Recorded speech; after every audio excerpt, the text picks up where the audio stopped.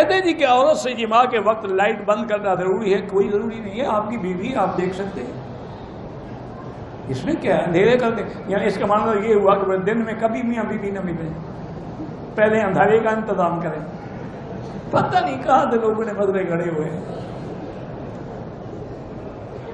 کہتے ہیں جی عورت کو تیار کرنے کے لیے پہلے اس سے طلاق یا کوئی جنسی باتیں بالکل کرنی جائز ہیں، کیونکہ قرآن بھی یہی کہتا ہے.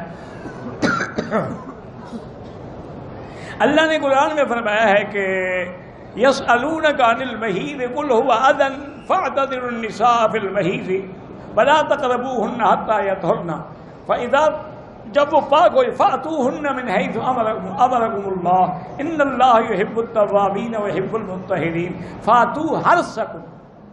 قرآن کہتے ہیں حرث اپنی کھیتی کی جگہ، تو کھیتی میں تو ہل بھی چلانا پڑتا ہے، پانی بھی لگانا پڑتا ہے، اس کی چھانٹ چھڑکاو بھی کرنی پڑتی ہے، بوٹیاں بھی مارنی پڑتی ہیں، تبھی کھیتی ہوگی نا. تو اس لیے سب جائز ہے. بلکہ علماء نے یہ بھی لکھا ہے کہ اگر میاں بیوی آپس میں پیار کر رہے ہیں، طلاق کر رہے ہیں، بوس و کنار، تو یہ نفل پڑھنے سے بھی زیادہ ثواب، کیونکہ اس سے وہ زنا سے بچے گا نا. اور اگر محبت نہیں ہوگی تو وہ منہ کالا کرے گا، جہنم میں جائے گا. اگر عورت اپنے مرد کے اس شرمگاہ پہ بوسہ دے، بہرحال یہ شریعت کے خلاف ہے.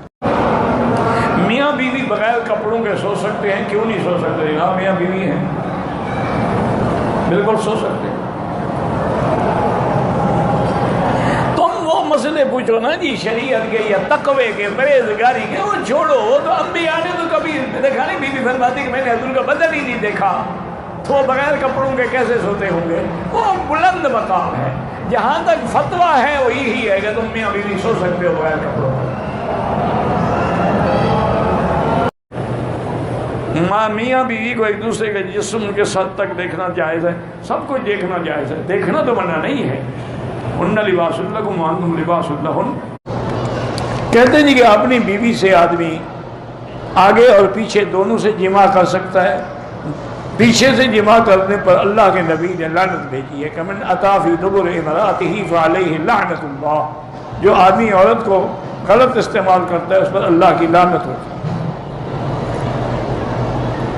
اب تمہاری مرضی ہے کہ اپنی بیوی کے باوجود لعنتی بنتے رہو، تو اس کا ہم کیا کر سکتے ہیں؟ اصل مشکل یہ ہے کہ آج کل ہم جس دور سے گزر رہے ہیں نا جی، یہ بڑی فحاشی اور عریانی اور بے حیائی کا دور ہے. فلمیں ہیں، اچھا پہلے تو لوگ پھر بھی فلم دیکھنے کے لیے جاتے تھے، اب تو آج ہر آدمی کے ہاتھ میں اور جیب میں موبائل ہے، جب چاہے فلم دیکھ لے، جب چاہے جو چاہے دیکھ لے. تو اس وجہ سے یہ ساری بے حیائی پھیل رہی ہے. ورنہ آج سے 10 سال پہلے بھی کوئی مسئلہ نہیں پوچھتا تھا.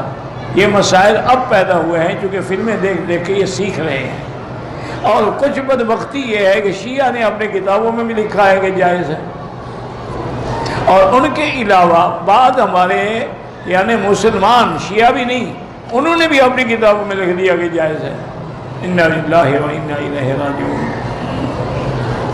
اللہ تبارک و تعالی سے دعا کریں کہ اللہ ہمیں مسلمانوں کو، ہر کلمے پڑھنے والوں کو، مرد عورت کو گناہوں سے محفوظ رکھیں. کہتا ہے کہ بعض اوقات بچہ دودھ پی رہا ہے، اس وقت بھی خاوند اپنی بیوی سے مل سکتا ہے، لیکن بہتر یہ ہوتا ہے کہ ایسی حالات میں نہ ملیں. چاہے بچہ دودھ پینے والا ہو، اس کے دماغ میں ہر چیز آتی ہے جو کچھ تم کر رہے ہو. وہ ایک کمپیوٹر ہے، اس میں فیڈ ہو رہی ہے ہر چیز. وہ بول نہیں سکتا، لیکن بڑا ہوگا اور پتہ لگے گا میرے باپ کا یہ حال ہے. اگر 2 بیویاں ہیں میری، ایک ہی کمرے میں، ایک دوسرے کے سامنے میاں بیوی ہم اسپیکر نہیں کر سکتے ہیں، دوسرے کو ایذا پہنچانے کی اللہ نے اجازت نہیں دی. ایک ہی وقت میں 2 یا 3 بیویوں سے جماع کر سکتے ہیں؟ نہیں کر سکتے. کیوں نہیں کر سکتے؟ اگر اللہ نے تمہیں طاقت دی ہے کر سکتے ہیں. اور یہ تو حدیث میں بھی ہے. میرے آقا جب حج پہ تشریف لا رہے تھے تو ساری بیویاں ساتھ تھیں، اور آخر میں آپ کی 9 بیویاں تھیں. 11 سے نکاح ہوا لیکن آخر میں 9 تھیں. وہ 9 کے 9 بیویاں ساتھ تھیں. حضور مدینے سے ذوالحلیفہ آ گئے، وہاں قیام فرمایا، رات گزاری. تو اسی رات میں حضور نے اپنی ہر بیوی کے ساتھ جا کے مجامعت کی تاکہ سنت بھی پوری ہو جائے اور احرام سے پہلے سب کے خواہشات نفسانی بھی مٹ جائیں. تو اگر یہ ناجائز ہوتا تو حضور سب سے کیوں ایسی بات کرتے؟ جائز ہے۔ کوئی آدمی عورت کے ماہواری کے ایام میں ہم بستری کرے، وہ گناہ گار ہے، توبہ بھی کرے، صدقہ و خیرات بھی کرے، قرآن کے خلاف ہے کہ یسألونک عن المحیض قل هو اذى، حیض کی حالت میں عورت سے ملنا، فرمایا اللہ نے پلیدی ہے، تکلیف ہے، فاعتزلوا النساء فی المحیض، بالکل دور ہو جاؤ، حیض کی حالت میں ان کے قریب نہ آؤ۔ اچھا یہودی تو یہ کرتے تھے کہ اگر عورت حیض میں ہو ان کے گھر بھی نہیں آ سکتی تھی، دوسرے کمرے میں رہتی تھی، برتن بھی دوسرے، کپڑے بھی دوسرے، کھانا بھی الگ، ہر چیز الگ۔ لیکن اسلام نے کہا کہ نہیں، یہ سزا تو نہیں، اکٹھے رہ سکتے ہو، بیوی کھانا بھی پکا سکتی ہے، میاں بیوی کھانا اکٹھے کھا سکتے ہیں، بلکہ ایک بستر پہ لیٹ بھی سکتے ہیں، لیکن جماع کرنا جو ہے وہ حرام ہے۔ اور یاد رکھیں کہ حیض کی حالت میں جماع کرنے سے دونوں کو ایسی ایسی بیماریاں لگتی ہیں پر جن کا دنیا میں بھی علاج ہی نہیں۔ یہ ایڈز کہاں سے آیا ہے؟ اسی سے تو آیا ہے نا، کیونکہ ان کے نزدیک ہے شاید کچھ ہے، کنڈم چڑھا لیا اور وہ ٹھیک ہے، کام کر لیا۔ انا للہ و انا الیہ راجعون۔ نتیجہ یہ نکلا ہے کہ آج کتے کی موت مر رہے ہیں، دوائی کوئی نہیں دنیا میں۔ قرآن کی مخالفت کرو گے تو مر جاؤ، اگر غلطی ہو گئی ہے توبہ کرو، اور بلکہ 1 دینار کے قریب صدقہ بھی کرو۔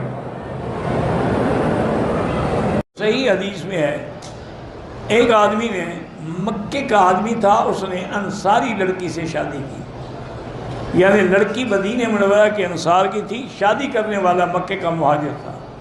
میاں بیوی جب رات کو اکٹھے ہوئے، اب وہ بیوی کو کہا ایسے لیٹ جاؤ، کھڑی ہو جاؤ، ایسے بیٹھ جاؤ، ایسا۔ اس نے کہا کیا کہتے ہو تم؟ ہم تو صرف سیدھا سو کے جماع کراتی ہیں۔